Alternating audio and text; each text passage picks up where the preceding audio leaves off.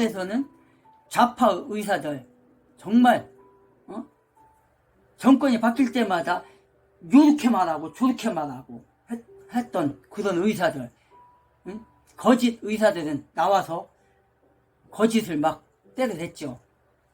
당시에 정직한 의사들이 우리도 좀 출연시켜다오. 그래갖고 한번 토론 한번 해보자. 근데 출연 안 시켰어요. 그때 많은 목사님들이 유치장에 갔지요. 많은 목사님들이 돌아가셨어요. 또 그분을 폄하하는 사람들도 있을 거예요.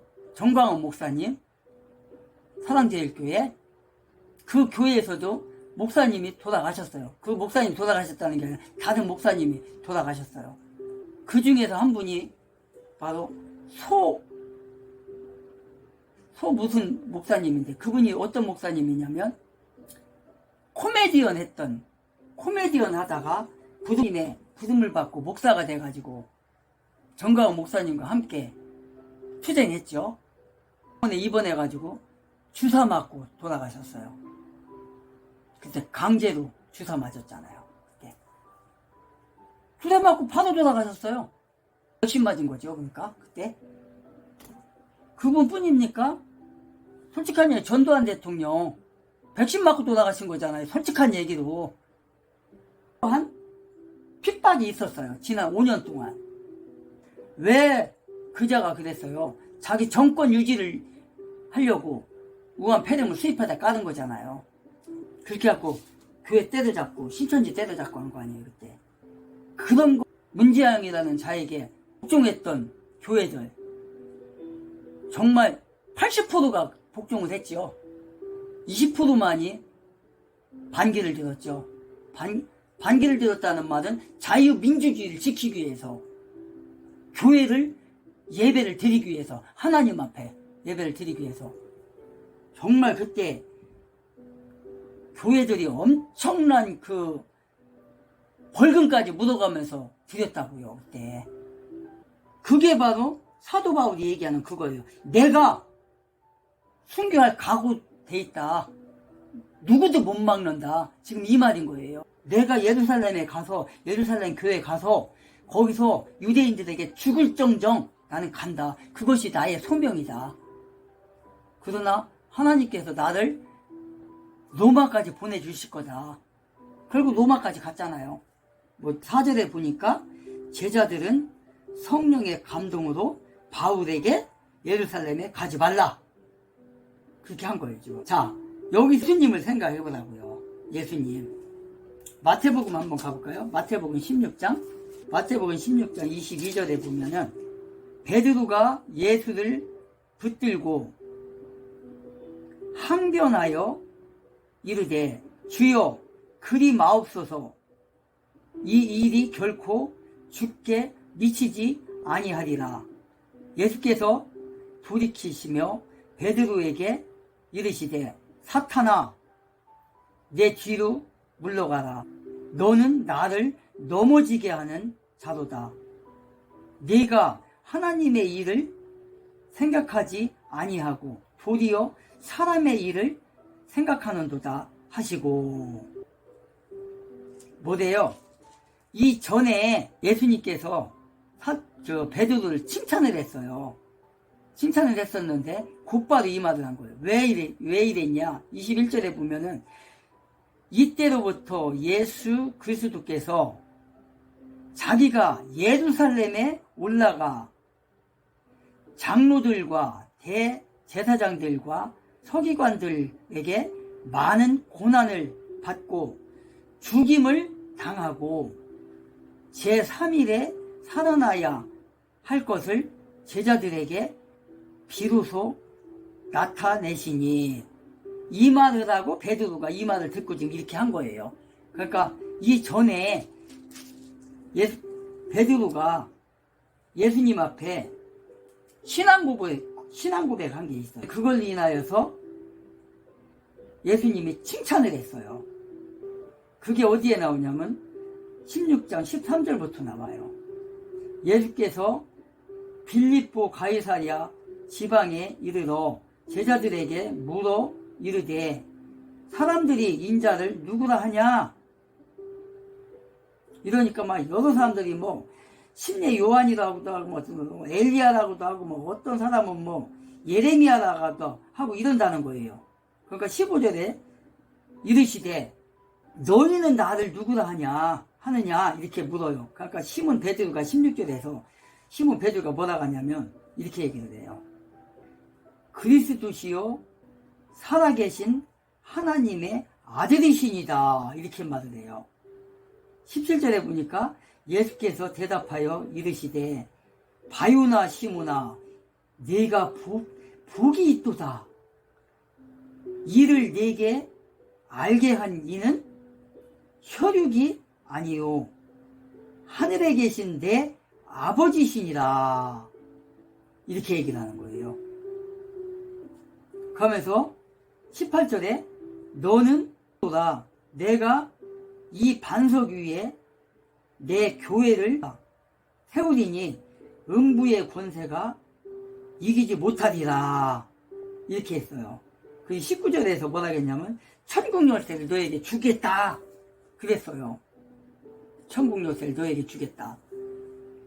이 말로 인하여서 베드로가 지금 한껏 신이 나 있는 거예요. 그런 가운데 책망을 듣는 얘기를 아까 했던 거예요. 근데 이제 나중에 이제 여기에 대한 그 천국 열쇠를 너에게 주리라 이런 것도 나오는데 이거에 대한 것도 나중에 가면 제가 이제 한번 얘기를 할 텐데 여기에 관한 거 반석 위에 지금 뭐라겠어요? 내 교회를 세운다 했잖아요. 이걸 갖고 이제 그 천주교에서는 카톨릭에서 뭐라고 그래요?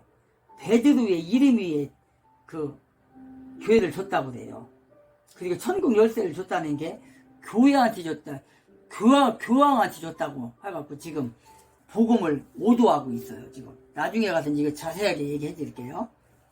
이렇게 성령께서 제자들을 통해서 그 성령의 감동을 봐. 4절에 제자들이 성령의 감동으로 바울더러 예루살렘에 가지 말라 했잖아요. 근데 지금 베드로도 또 어떻게 얘기를 한 거예요? 지금 예수님에게 예루살렘으로 가지 말라, 죽으러 가지 말라 지금 그러는 거예요. 똑같은 이치예요 이게요. 그걸 얘기하기 위해서 지금 마태복음으로 간 거예요. 지금 내가 이렇게 4절에 나와 있는 것처럼 이런 걸 알면서도 바울은 갔다. 바울은 자신이 주 예수의 이름을 위하여 결박을 당할지라도 죽음을 당할지라도 핍박을 당할지라도 감옥에 갈지라도 반드시 가겠다. 주님께서 인도하실 거다.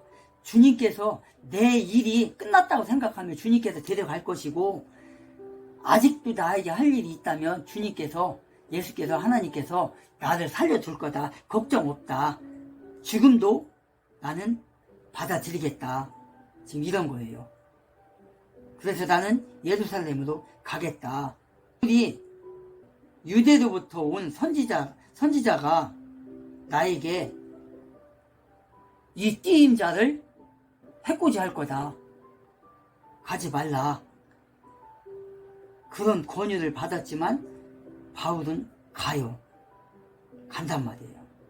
5절과 6절에 보니까 이 여러 날을 지낸 후에 떠나갈새 그들이 다 그 처자와 함께 성문 밖까지 전송하거늘 우리가 바닷가에서 무릎을 꿇어 기도하고 6절에 보니까 서로 작별한 후 우리는 배에 오르고 그들은 집으로 돌아가니라. 그들과 함께 기도했다는 거예요. 함께 기도했다는 거예요. 떠나갈새 그들이 다 그 처자와 함께 성문 밖까지 전송하거늘 무릎 꿇고 바닷가에서 기도하고 기도한 후에 바울의 일행은 작별을 하고 떠나가는 거예요. 지금 어디로? 예루살렘을 향해서.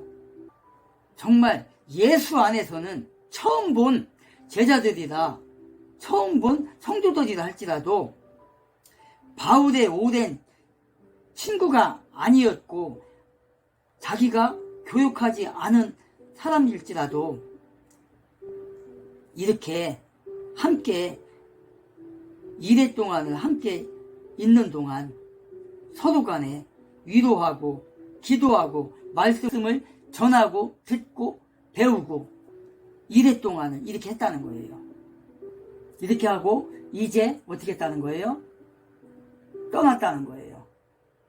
가족들과 함께, 처자와 자식들과 함께, 성도들과 함께, 일행들과 함께 지금 떠났다고 얘기를 하는 거예요. 이렇게 그리스도의 제자들은, 교인들은 사랑의 띠로 서로가 굳게 연결되어 있는 것을 볼 수 있어요. 이게 뭘로 되는 거예요? 뭘로? 예수의 이름으로, 예수의 이름으로 하나가 된 거예요. 한 형제 자매가 된 거예요.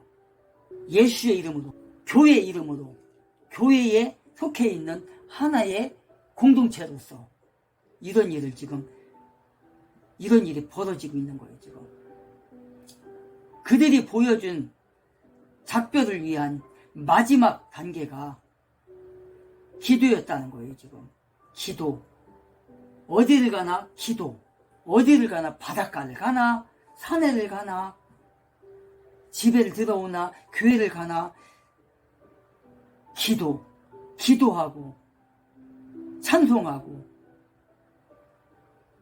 모이면 찬송하고 기도하고 말씀을 전하고 듣고 배우고 흩어지면 전도하고 교회에서 예배드리고 나면 밖에 나가서 전도하지요. 그런 것 같이 지금 하는 거예요. 오늘날도 우리가 교회에서 예배드리고 또 말씀 교육을 통해서 듣고 배우고 한 것을 성도들과 함께 나누고 그 모습을 볼 수 있어요. 그리고 함께 듣고 배우고 전한 걸 가지고 밖에 나가서 복음을 전하고 그게 바로 교인들의 해야 할 여러분과 저와 여러분들이 해야 할 일이라는 거예요. 왜냐하면 교인들은 그리스도인들은 누구나 다 형제 자매고 교인이고 교제의 악수를 나누는 그런 사람이고 예수 안에서 하나가 된 그런 사람들이기 때문에 이런 일이 벌어지는 거예요. 이런 일을 하나님께서 볼 때 얼마나 기뻐하시겠어요. 여러분들의 그런 모습, 교제하고 나누고 떡을 나누고 콩 한 돈이라도 반쪽이라도 나눠 먹고 함께 손잡고 기도하고 불행한 사람이 있으면 기도해주고 아픈 사람이 있으면 가서 기도해주고 찬송해주고 말씀 전해주고 밖에 나가서 또 전도하고 모이면 또 기도하고 흩어지면 전도하고 이런 일들을 해야 되는 거예요. 사도 바울처럼 어디에 어느 시기에 어느 시간에 어디에 있든 어떤 장소에 있든 사도 바울은 이런 걸 했다는 거예요. 제자들과 함께 지금 일행들이 지금 여러 명이잖아요. 최소한도 지금 7, 8명이거든요. 일행이 지금 최소한도 누가가 있을 것이며 왜? 이 사도행전 누가가 쓴 거니까 누가가 있을 것이며 그 다음에 신라가 있을 것이며 그 다음에 디모데가 있을 것이며 다 있잖아요. 뭐 이 떠나기 전에는 브리스길라와 아굴라 부부도 있었잖아요. 또 그 외에 더 많은 성도들이 있었고요.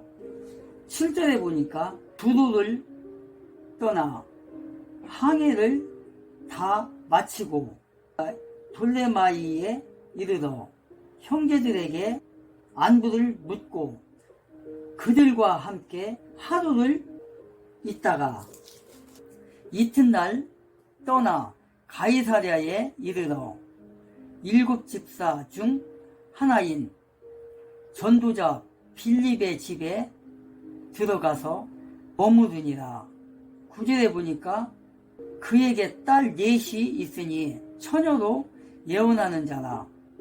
여러 날 머물러 있더니 아가보라 하는 한 선지자가 유대로부터 내려와 우리에게 와서 바울의 띠를 가져다가 자기 수족을 잡아매고 말하기를 성령이 말씀하시되 예루살렘에서 유대인들이 이같이 이 띠 임자를 결박하여 이방인의 손에 넘겨주리라 하거늘.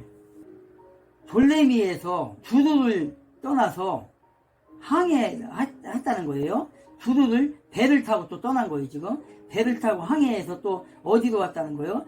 밀레마이에 이르러, 밀레마이라는 지역에 이르러서 형제들에게 안부를 묻고 그들과 함께 하루를 거기서 또 지냈다는 거예요. 지금 이튿날 떠나 가이사랴에 이르렀다는 거예요. 지금 가이사랴에.